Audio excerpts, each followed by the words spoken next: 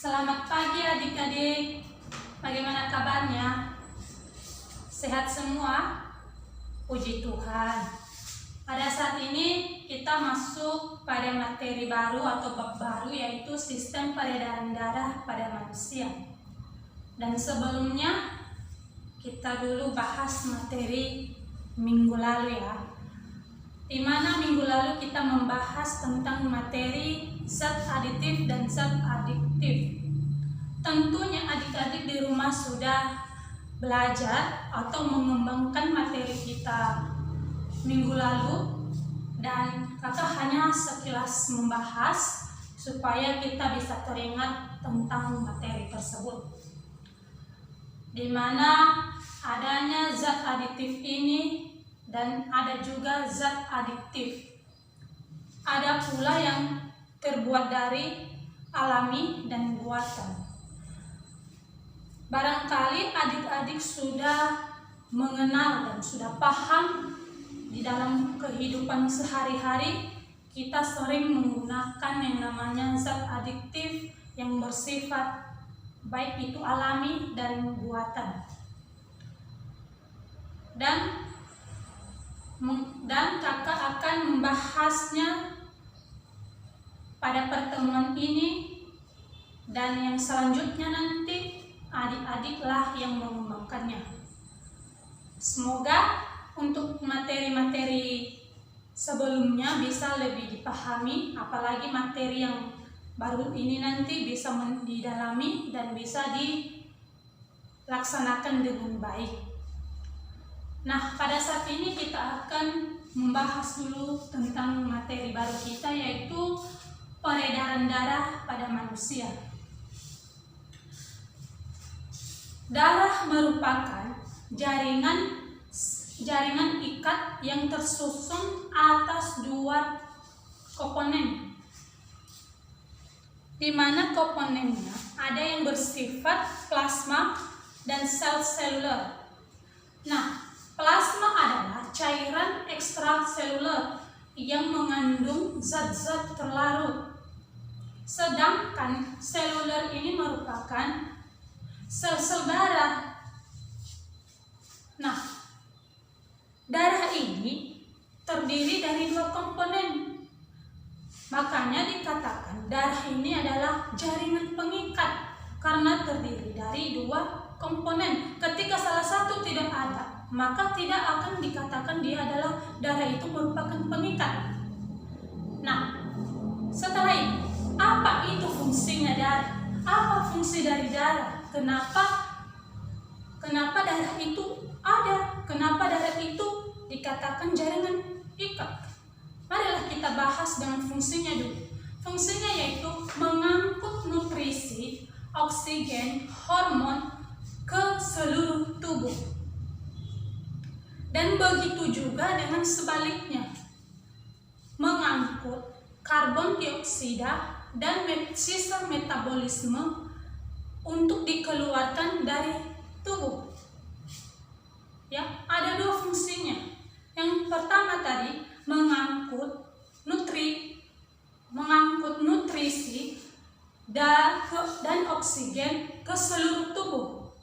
Setelah itu, dia berfungsi juga untuk mengeluarkan karbon dioksida dan sisa-sisa metabolisme yang tidak dimanfaatkan oleh tubuh, dikeluarkan dari tubuh. Nah, sistem peredaran darah ini terdiri dari dua. Ada itu sistem atau komponen peredaran darah, ada itu peredaran darah melalui darah, ada dengan jantung. Nah, darah terdiri dari plasma darah, sel darah putih, sel darah merah, dan keping darah.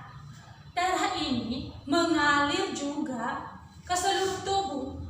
Nah, dengan bantuan atau dengan alat yang mempunyai alat, tidak sembarangan darah ini mengalir ke seluruh tubuh, tetapi memiliki beberapa aliran atau beberapa alat yang berfungsi untuk mengalirkan darah ini ke seluruh tubuh kita. Seperti itu arteri, vena, dan kapiler. Nah, ini tiga jenis yang menjadi alat mengalirkan darah ke seluruh tubuh. Yang pertama tadi yaitu arteri, vena, dan kapiler. Nah, sebelumnya dulu kita bahas satu persatu.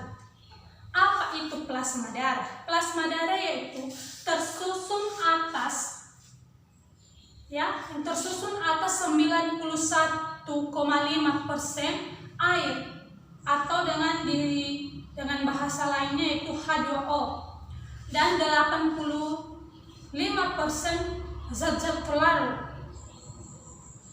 Jadi plasma ini terdiri dia dari 91,5%